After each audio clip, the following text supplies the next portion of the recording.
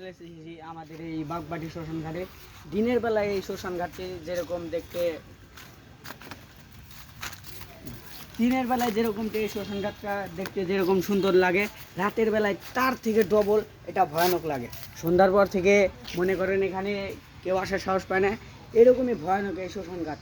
এই সন্ধ্যার পর থেকেই সব আজব আজব কী ঘটনা হয়ে যায়, আমরা সেটা আপনাদেরকে বলে বোঝাতে পারবো না।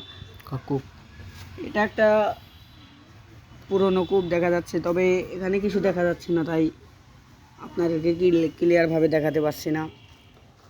আপনারা দেখুন এখানে যে লাশ পড়ে এরকম সব, মানে দিনের বেলায় অনেকই ভাল লাগে, কিন্তু এই সন্ধ্যার পর থেকেই এই যতটা আমার চোখে দেখিনি, কিন্তু আমি অনেক মানুষের কাছে শুনেছি, কিন্তু এখানে সন্ধ্যের পর থেকে কেউ আসে না।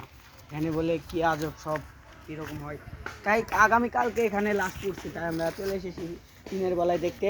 যে দিনের বেলা আপনাদেরকে আমরা এই সুন্দর পরিবেশ দেখাবো, কিন্তু রাতের বেলায় কীরকম ভয়ানক হয় সেটা আপনাদেরকে দেখাবো আজকে রাতে।